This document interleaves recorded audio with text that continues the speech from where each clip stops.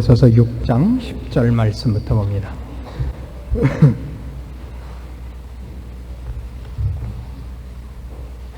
에베소서 6장 10절부터 12절까지 봉독합니다. 정말로 너희가 주 안에서와 그 힘의 능력으로 강건하여지고 마귀의 괴계를 능히 대적하기 위하여 하나님의 전신갑주를 입으라. 우리의 씨름은 혈과 육에 대한 것이 아니요 정사와 권세와 이 어두움의 세상 주관자들과 하늘에 있는 악의 영들에게 대함이라. 우리는 마귀의 괴계와 마귀가 우리를 어떻게 넘어뜨리려고 하고 어떻게 우리를 시험 들게 하느냐 하는 것을 오랫동안 연구해 오고 있습니다. 오늘 생각하려고 하는 것은 마귀가 신자들을 어떻게 낙심시키는가 하는 것입니다. 신자들에게 있어서 커다란 시험거리 중에 하나는 분명히 교만입니다. 교만한 죄라는 것은 굉장히 걸리기 쉬운 죄 중에 하나인데, 그것과 똑같을 만큼 걸리면서도 모르고 있는 것이 낙심입니다. 보통 교만은 경계하고 있지만 낙심하고 있는 것은 경계하지 않고 있는 모습을 너무나 많이 봅니다. 우리나라 신자들의 가장 큰 약점이 뭐냐 그러면 낙심하는 거라고 저는 생각합니다. 교만한 쪽 죄보다 낙심하는 쪽 죄를 더 많이 범합니다. 그러니까 교만한 것이 자기를 의지해서 하나님 옆으로 치워놓고 자기가 잘난 척하는 죄라면, 낙심도 똑같이 자기가 자기를 포기하면 끝이라고 생각하는 하나님을 외면하는 동일한 죄인 것입니다. 그래서 이 낙심이라는 죄에 대해서 여러분이 오늘 분명하게 아시고 이것으로 인하여 쓸데없는 절망감과 쓸데없는 시험에 빠져서 시간을 허비하지 않기를 바랍니다. 어떻게 해서 낙심을 하게 되느냐? 두 가지가 있습니다. 첫 번째로 우리가 생각할 것은 잘못한 문제를 너무 집중적으로 생각을 해서 나는 처음부터 구제받을 희망이 없는 자였다, 이런 결론으로 가는 겁니다. 즉 결벽증과 자의식 과잉입니다. 결벽증, 자의식 과잉. 이 결벽증이라는 것이 굉장히 어렵습니다. 자기 안에 조그마한 약점이나 조그마한 죄라도 용납을 못하는 것입니다. 자기가 지은 죄와 지금 아직도 해결하지 못한 어떤 문제들에 대하여 너무 집요하도록 자신을 반성해서 어디까지 이르느냐 하면 이 문제는 하나님도 못 고친다는 자리에 자신을 끌고 가는 겁니다. 제일 중요한 건 그거예요. 하나님도 못 고친다는 자리까지 끌고 간다고요. 여러분, 우리가 시편 기록에 이 다윗의 그 유명한 시들을 읽으면서 기억할 것이 있습니다. 예를 들면 시편 51편 같은 것입니다. 시편 51편 1절을 보십시다. 하나님이여 주의 인자를 쫓아 나를 긍휼히 여기시며 주의 많은 자비를 쫓아 내 죄과를 도말하소서. 나의 죄악을 맑게 씻기시며 나의 죄를 깨끗이 제하소서. 대저 나는 내 죄과를 아오니 내 죄가 항상 내 앞에 있나이다. 내가 주께만 범죄하여 주의 목전에 악을 행하였사오니 주께서 말씀하실 때 의로우시다고 판단하실 때 순전하시다 하리이다. 내가 죄악 중에 출생하였으며 모친이 죄 중에 나를 잉태하였나이다. 중심의 진실함을 주께서 원하시오니 내 속에 지혜를 알게 하시리이다. 우술초로 나를 정결케 하소서. 내가 정하리이다. 나를 씻기소서. 내가 눈보다 희리이다. 자, 여기 보시면 두 가지 얘기가 나오죠. 하나는 다윗이 자기가 어떻게 죄인인가 하는 고백이 있고, 하나는 또 뭐가 나오냐면 하나님 나를 용서해 주시고 깨끗게 해 주십시오가 나옵니다. 그러면 여러분, 우리식으로 상식적으로 생각할 때 내가 죄를 졌습니다. 그다음에 나를 깨끗게 하시고 용서해 주십시오 사이에 뭐가 끼어야 맞습니까? 그 사이에. 하여튼 성경 얘기만 하면 이렇게 머리가 꽉 막힐 수가 없어요. 상식적으로 생각하세요. 상식적으로. 내가 잘못했습니다. 내 죄를 사하소서. 사이에 뭐가 있어야 돼요? 내가 잘못했습니다라는 고백이 있어야 될 거 아니에요. 내가 잘못했습니다. 벌을 달게 받겠습니다. 다시는 안 그러겠습니다. 이게 가운데 끼어야 되는데 그게 없어요. 뭐만 있냐 하면 나는 죄인입니다, 죄인입니다 하는 고백과 그 다음에 무조건 나를 깨끗게 하라는 거예요. 꼭 뭐가 그렇다면 애들이, 갓난 애들이 오줌 싸놓고 뭐라 그러죠? 되레 성질내죠? 뭘 빨리 안 갈아주고 기저귀 빨리 갈라고 되레 화를 낸다고요. 무슨 말인지 이해하시겠습니까? 이게 전혀 다윗이 내가 잘못했습니다라는 기록이 없습니다. 물론 다윗이 이 시를 기록한 밧세바 사건에 대하여 회개를 안 했다는 뜻이 아닙니다. 여긴 무슨 이유 때문에 이 51편의 기도문을 이런 식으로 쓰느냐 하면 인간은 자기가 한 일에 대해서는 용서함을 받을 만큼 회개할 방법이 없다는 것이 여기에 포함됩니다. 그리고 다시는 죄 안 짓겠다라고 약속을 할 수 없다는 것이 여기 포함되는 거예요. 인간은 죄를 질 수밖에 없는데 다행인 것은 하나님은 우리를 용서하신다 이거예요. 그래서 1절 다시 보세요. 용서하는 이유가 뭐죠? 내가 회개해서 다시는 안 그럴 거니까가 아니라 주의 인자를 쫓아 나를 긍휼히 여기소서예요. 그런데 바로 자의식 과잉, 이 결벽증에 빠지면 어떤 문제 때문에 우리가 시험에 빠지느냐 하면 그 죄와 잘못을 내 속에서 몰아내기 위한 내 노력과 능력을 찾게 된단 말이에요. 언제나 모든 마귀의 계계는 싸움을 어디로 몰고 가는 거냐 하면 하나님을 붙잡거나 주님을 붙잡지 못하게 하고 나보고 그 문제를 해결하라는 데 있어요. 언제나 그거라고요. 꼭 기억을 하십시오. 언제나 나보고 1대1로 이 문제를 해결하자. 치사하게 주님 부르지 말고 너하고 나 사이에서 맞대결을 하자. 이렇게 사탄은 우리를 꼬시는 겁니다. 내 안에 있는 죄를 씻어라 이거예요. 그걸 다 씻기까지는 다른 거 하지 마라 이거죠.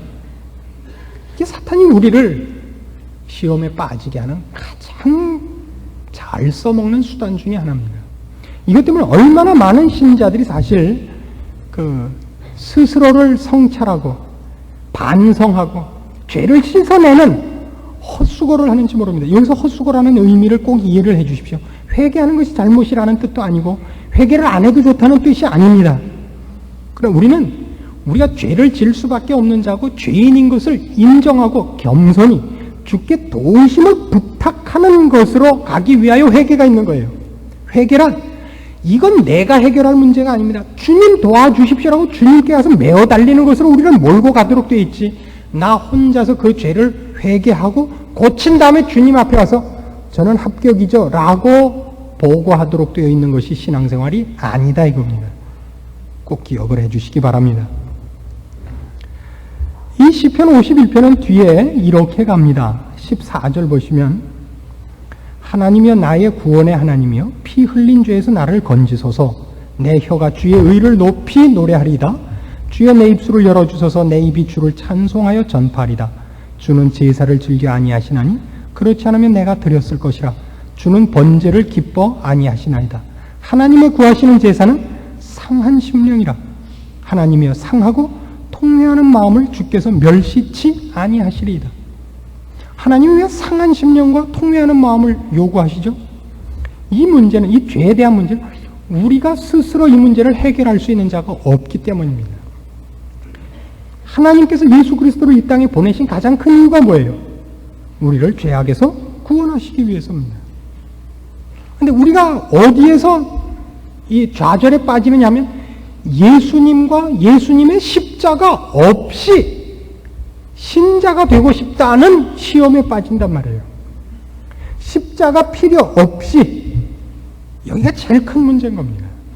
그래서 여러분의 신앙생활 속에서 예수님의 십자가가 한 번이라도 더 거론되면 거론될수록 여러분은 신앙이 좋은 겁니다. 예수님의 십자가가 거론되는 것이 막히면 막힐수록 여러분의 신앙은 틀린 것이 됩니다. 이걸 굉장히 어려워요. 왜 어렵냐면 모든 문제를 주께 가지고 오는 건 어떤 때는 체면 문제 같고 어떤 때는 너무 약한 것 같아 보입니다. 나 혼자 내 문제를 해결하려고 생각이 들면 시험에 든 것이다. 이렇게 아셔야 됩니다. 시험에 든 것이다. 갈라디아서 6장 2절로 가서 보십시다. 여기 이 문제들에 대하여 성경이 우리에게 좋은 하나의 힌트를 주고 있습니다. 갈라디아서 6장 1절부터 봅니다. 형제들아, 사람이 만일 무슨 범죄한 일이 드러나거든 신령한 너희는 온유한 심령으로 그러한 자를 바로잡고 네 자신을 돌아보아 너도 시험을 받을까 두려워하라. 너희가 짐을 서러지라. 그리하여 그리스도의 법을 성취하라. 여러분, 신자가 되면 신자로서 모든 문제에 완벽해지느냐 하면 그렇지 않다고 저는 생각을 합니다. 왜 그러냐면 여기에 그 이유가 나옵니다. 짐을 서러지도록 성경이 요구하고 있기 때문입니다. 그러니까 우리가 기억해야 될 것은 우리가 신자가 된 다음에 모든 문제에서, 모든 영적인 분야에 대해서 전문가가 되고 모든 문제에서 뛰어날 거라는 상상을 버려야 되는 것이 큰 일 중에 하나입니다. 우리가 겪는 좌절감 중에 하나는 나는 이러저러한 문제에서 너무나 못한다, 약하다, 무지하다 하는 것들이 포함됩니다. 성경은 분명히 우리에게 얘기하기를 서로 짐을 나누어 지어 그리스도의 법을 성취하라고 얘기합니다. 그러니까 내가 할 줄 모르는 것이 있고 내가 약한 것이 있고 남에게 의존해야 되는 것이 있습니다. 물론 우리의 인생 모두와 생각의 모두와 인격 전체를 예수 그리스도께 의존해야 됩니다. 뿐만 아니라 현실 생활 속에서도 이웃과 서로 짐을 나누어질 줄 알아야 됩니다. 그 얘기는 우리가 모든 것을 다 감당할 수는 없는 사람이라는 얘기가 내포되어 있는 얘기인 것입니다. 여러분이 신앙생활을 하다가 어떤 부분에서는 분명하게 시험을 당합니다. 그때 그 일을 당한 이유가 몇 가지 점검해 봐야 될 기준이 있는데요. 내가 응당해야 될 일인데 안 하고 있는 것인지, 꼭 해야 되는 일인데 지혜가 부족하고 능력이 부족했던 것인지, 그 다음에는 이게 오늘 우리가 생각해 보려는 거예요. 그것은 내 일이 아닌 것인지를 구별할 줄 알아야 됩니다. 저보고 성가대를 하라 그러면 제가 답답하죠. 그죠? 그러지 않아도 우리 주 목사님한테 시간마다 괄세를 당하고 있는데, 제가 노래를 잘 못한다고 음악도 문외 아닌 줄 알아요. 그 트럼본하고 트럼펫을 구별할 줄 아냐, 이런 쉬운 문제를 저한테 내요. 그래서 저는 분명히 성가대에 설 마음은 없습니다. 저는 성가대에 서는 것이 참 부럽습니다. 노래를 잘한다는 건 참 부럽습니다. 노래를 잘하는 건 참 부러워요. 전 잘 못합니다. 그래서 어디 무슨 이렇게 모여서 노는 자리 있을 때 걸리는 사람 일어나서 노래하기, 이건 아주 저는 싫어요. 왜 노래를 해요? 딴 것도 많은데. 틀리는 사람 일어나서 자기 이런 다른 것도 다 놔두고 왜 노래를 하라 그러는지 모르겠어요. 우리나라는. 저는 그건 참 못합니다.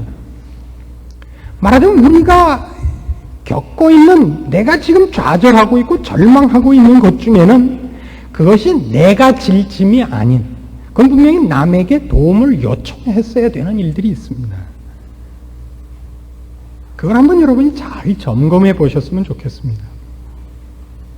우린 모든 것에 다 완벽해야 된다고 생각하는 것입니다. 옛날에는 이 목사들도 옛날엔 지금과 달리 이렇게 한 지역에 한 교회가 있곤 했죠. 이 교통수단이나 정보가 지금같이 이렇게 활발하지 않은 때라서 한 마을, 한 동네에 교회가 하나 있으면 그 교회에 모두 나가곤 했습니다. 그래서 그 교회 목사님이 어떤 스타일이어야 됐냐면 국민학교 선생님 스타일이어야 됐댔어요. 그게 무슨 뜻이냐면 국산사자, 음미체를 다 가르쳐야 되는 거예요. 선생님 혼자서. 그렇지만 모든 부분에서 전공은 없는 셈이 되는 겁니다. 그러나 오늘날은 교회가 이제는 멀다 가깝다는 개념이 없단 말이에요. 자기가 원하는 교회를 찾아가는 시기 됐어요. 이렇게 되자 교회도 어떤 식으로 바뀌었냐면 전공화되지 않았나 싶어요. 어느 교회는 어느 부분이 강하다, 어느 교회는 구원론이 강하다, 어느 교회는 성령론이 강하다, 어느 교회는 인격적이다, 어느 교회는 봉사에 열심히 있다. 이렇게 각각 교회마다 조금은 특성이 바뀌지 않았나 싶습니다. 그래서 학생들이 왔다 갔다 하면서 여기 가서 듣고 저기 가서 듣고 하는 시기일 겁니다. 그때 여러분 잘 생각해 보세요.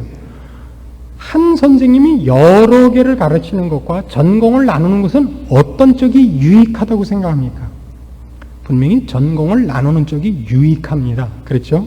그래야 더 깊고 또 넓게 가르칠 수 있습니다. 그래서 여러분에게 제가 지금 이 설교를 하다가 좀 묘하게 옆으로 좀 샜습니다만 몇 가지 부탁을 드릴 게 있습니다. 저한테서 제 전공 아닌 것은 조금 용서를 해 주시기 바랍니다. 그 중에 하나, 인사 못하는 거는 좀 봐주십시오. 눈이 작아서 한 번에 사람이 둘이 안 보여서 그렇습니다. 제가 그건 참 잘 못한다 그럽니다. 누구나, 제 아내도 그러고 제 어머님도 저보고 그럽니다. 너는 이렇게 인사를 못하냐? 정신이 좀 나가서 그렇습니다. 아무 때나 성경 말씀밖에 보이는 게 없기 때문에 사람이 보이질 않습니다. 그 점 널리 이해해 주시기 바랍니다. 그 대신 제가 이거 하나만은 확실하게 하겠습니다. 열심히 말씀 준비하고 열심히 전하겠습니다. 그건 제가 잘하겠습니다. 또 하나 부탁, 저보고 건강하라 그러지 마십시오. 저도 건강하고 싶습니다. 안 건강합니다. 그래서 저도 제 아픈 데 대해서 저도 포기를 했어요. 내비두시면 괜찮아집니다. 지금까지 이렇게 아프다가 낫겠죠 뭐. 말하자면 그런 마음을 여러분이 가지셔야 됩니다. 이거 이해하시겠습니까? 제가 조금 더 이 부분을 여러분을 위해서 제 개인 얘기를 하죠. 제가 불면증이 걸린 지 지금 한 5년 됩니다. 불면증이 걸리면 매일 못 자는 게 아닙니다. 불면증이 오면 한두 달을 가요. 그럼 보통 이틀 내지 사흘을 못 잤다가 한 2, 3일 쌓이면 하루는 확 죽는 거예요. 아주 까무러쳐갖고. 그러면 그 다음날 개운해지는 게 아니라 더운 물 들어갔다 찬물 들어갔다 온탕 갔다 냉탕 갔다 하는 식으로 되고 완전히 사람이 그 국수 풀어진 것 같이 돼요. 완전히 이상하게 됩니다. 근데 불면증이 처음 걸리시면 불면의 밤을 지내보신 분들을 이해하시겠습니다만은 못 자는 게 문제가 아니라 못 잔다는 그 자체를 못 참습니다. 그래서 이가 갈려요. 근데 그때일수록 특히 옆에 있는 사람이 잘 잡니다. 어느 경우에나.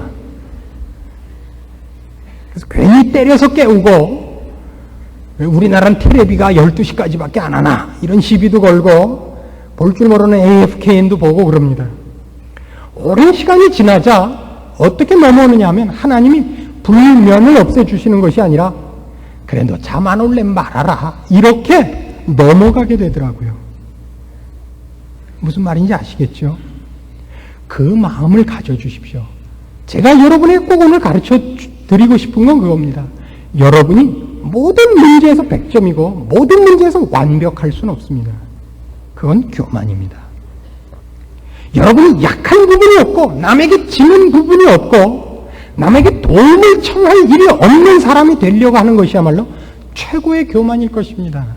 누구한테까지도 도움을 청하고 싶지 않냐면 주님한테까지도 도움을 청하고 싶지 않아서 좌절이 오는 겁니다. 좌절이 왜 옵니까? 주께서 우리 편을 드시고 주를 찾는 이에게 외면하시지 않겠다 그럽니다. 우리가 내 문제를 내가 혼자 해결하지 않는 한 주님 앞에도 가지 않겠다 그러기 때문에 낙심이 오고 좌절이 오는 겁니다. 큰 시험입니다. 아주 큰 시험입니다. 여기에 걸려 넘어지지 마십시오. 주님은 우리가 하루에 12번을 찾아도 기뻐하시고 24번을 찾아도 기뻐하시는데 많이 찾을수록 기뻐하십니다. 적게 찾아올수록 괘씸하게 생각합니다. 우리는 어떻게 생각하죠? 적게 찾아갈수록 그를 번거롭게 하지 않는다고 이상하게 생각합니다. 그건 신앙이 아닙니다. 두 번째로 낙심하는 이 두 번째 이유는 자신의 신앙생활이 진보가 없고 너무나 더디다 하는 데서 오는 나는 좀 무익한 사람이 아닌가 하는 생각에서 옵니다. 아까 처음 것이 무엇이었다고요? 결벽증이었습니다. 이제는 나는 무익한 사람이 아닌가. 하나님 앞에 내가 너무 체면이 서지 않는다. 하나님께서 나에게 베푸시는 사랑과 은혜와 긍휼은 너무 땅에 쏟아지는 것이 아닌가 하는 그 민망함과 그 스스로에 대한 분노 이런 것이 또 하나의 낙심으로 우리에게 찾아옵니다. 근데 이 부분에서 우리가 기억할 것은 이겁니다. 여러분은 모든 부분에서 1등일 수는 없습니다. 남은 이만큼 진보해 보이는데 나는 진보해 보이지 않는 것은 여러분이 생각하는 기준이 틀려 있기 때문이지 진보하지 않는 신앙인은 없습니다. 자, 이렇게 예를 들어 봅시다. 전쟁터에 가면 전쟁을 하는 동안은 그 부대 인원의 3분의 1이 깨어 있도록 되어 있습니다. 언제나. 제가 군에 있을 땐 그렇게 교육을 받았습니다.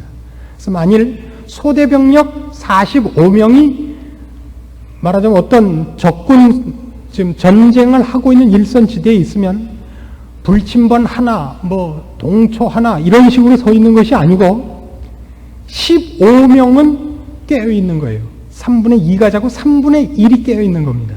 교대로죠 물론. 그래서 늘 3분의 1 정도는 깨어 있어야 됩니다. 그럼 내가 보초를 서고 있는 동안에 적이 왔어요. 적이다! 그래갖고 모두가 일어나서 싸워서 적을 물리쳤습니다. 그러면 지금 서서 적을 발견한 보초만이 자기 임무를 충실하게 한 겁니까? 그 시간에 디비져 자고 있었던 군사는 게을렀던 겁니까? 아닙니다. 그 군사만이 자기 순서일 때 적군이 오는 걸 발견해서 내 임무를 잘했다고 다른 사람은 그런 상황이 벌어지지 않았을 뿐이지 동등한 책임과 동등한 자기 역할을 하고 있었던 것입니다. 이 말씀 기억하겠습니까? 교회 안에는 이런 일이 있습니다.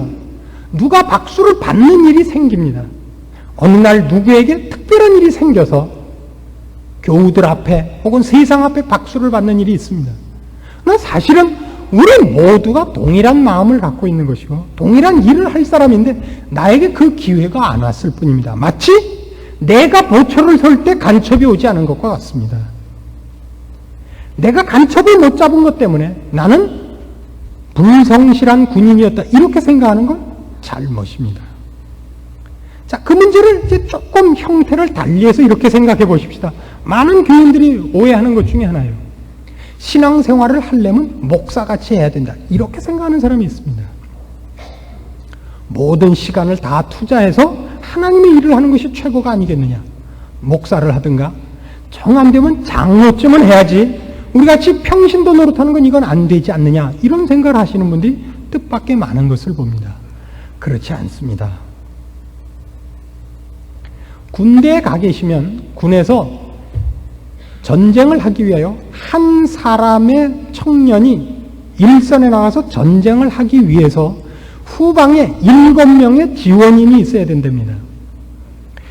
1대7 비율이 있어야 전쟁을 수행하는 겁니다. 왜냐하면 이 전쟁을 하는 사람은 다른 모든 생산직에 종사할 수가 없습니다. 군인도 먹어야 되고 입어야 되고 탄알이 있어야 됩니다. 여러분 군에서 잘 아시는 바와 같이 군에는 보병만 있지 않습니다. 그렇죠? 꼭 일선에서 전쟁을 하는 무슨 보병, 포병 이렇게만 있는 것이 아니라 뭐가 있어요? 수송이라든가 병참이라든가 공병이라든가 이런 것이 있습니다. 그럼 적과 총을 쏘면서 마주 대하고 있지는 않지만 이 전쟁을 하는데 없어서는 안 되는 사람들입니다. 그렇죠? 근데 지금은 얘기가 좀 여러분은 어느 쪽을 원하고 있냐면 목사같이 선교사같이 이렇게 생각을 하고 계시지만 잘 생각해 보세요. 지금 목사는 그럴 때 어떤 사람이냐면 작전 상황실에서 작전 짜고 있는 사람이 불과해지는 겁니다. 여러분 눈에 보이지 않는 여러분이 소총 내고 일선에 나간 사람인 겁니다. 지금의 경우에는 여러분이 실제로 전투를 하는 사람입니다. 목사는 오히려 전투를 안 합니다. 여러분이 전투를 하죠. 여러분은 실제로 최전방에서 세상과 맞대면하고 저들과 매일 생활에서 싸워야 됩니다. 육박전을 하는 사람입니다. 여러분이야말로 옛날에 그 유명했던 육탄 삼용사일 수 있고 백마고지에 휘날리는 백골부대일 수 있고 청룡부대고 맹호부대고 그런 겁니다. 여러분이 싸우고 있는 겁니다. 전쟁의 재미있는 점은 결국 폭격을 하고 뭐 비행기가 와서 쏘고 배에서 한포 사격을 해서 적군을 다 물리쳤다고 해서 그 땅이 내 것이 되는 것이 아니라 우리 편 보병의 군화 발자국이 찍혀야 우리 땅이 되는 겁니다. 아십니까? 여러분은 그 수 없는, 이름 없는 일선에서 싸우고 있는 용사들입니다. 근데 나중에 전쟁하고 나면 제일 큰 훈장은 누가 타먹죠? 지휘관이 타먹어요. 그렇죠? 쫄병들은 화랑무공 훈장 주고 지휘관은 을지무공 훈장 이런 거 먹는 겁니다.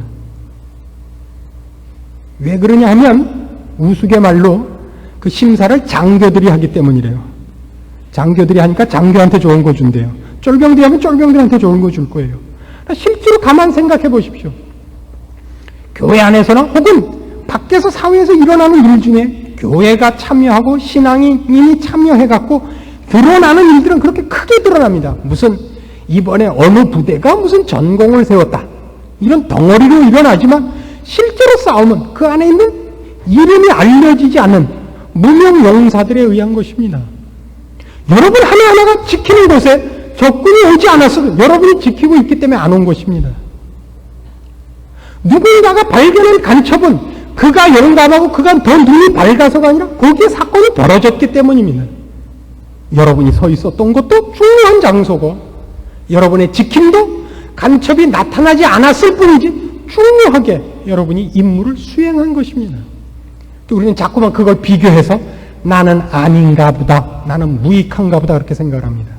과연 그럴까요? 고린도전서 12장에 가시면 이 문제에 대하여 성경에서 아주 좋은 예를 들고 있습니다.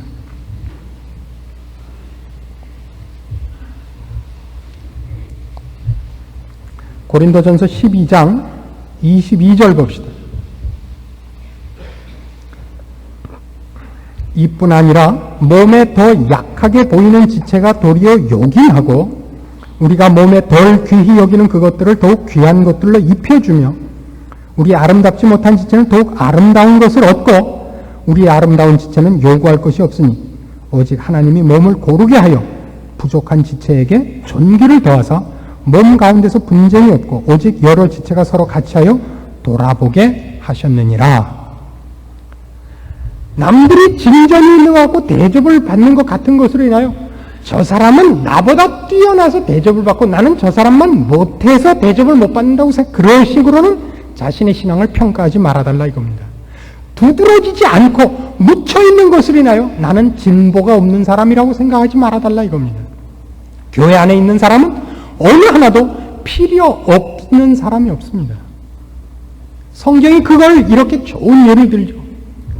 참새가 팔리는 것도 하나님께서 허락하시지 않으면 팔리지 않는다 그럽니다. 좀 더 구체적인 예를 들자면 과부가 낸 두 랩돈, 거기서 예수님이 과부가 낸 두 랩돈에서 과부를 그 예에서 중심 인물로 쓴 겁니다. 중심 인물로 쓴 겁니까? 아니면 두 랩돈을 중심으로 예를 든 겁니까? 어느 쪽입니까? 과부가 낸 두 랩돈은 어느 쪽을 얘기한 거예요? 중심이 그 예화에서 과부죠. 두 랩돈을 낸 과부, 즉 사소한 헌금을 낸 과부, 아무도 눈여겨보지 않는 사회적 지위로나 개인적인 명성으로나 낸 금액으로나 기억되지 않을 사람을 예수님이 기억한다는 뜻입니다. 그가 낸 두 랩돈, 아니 그 두 랩돈을 내는 그 과부를 내가 기억한다 이겁니다. 우리 중에 아무도 쓸데없는 사람이 없습니다. 남이 나를 대신할 수 있지 않습니다. 이것이 가장 중요합니다. 여러분은 오히려 이렇게 생각을 하시는 것이 좋습니다. 교회에서 이렇게 들리고 사회에서 들리는 사람들, 신앙적인 차원에서 들리는 사람이 꼭 앞서서가 아니라 그 사람은 그러지 않으면 안 될 사람이기 때문에 하나님이 세워주는 걸지도 모릅니다. 뭐같이요? 우리 이 귓볼같이 아무짝에도 쓸모없으니까 여기다가 귀고리를 달아주는 겁니다. 아무짝에도 쓸모없습니다.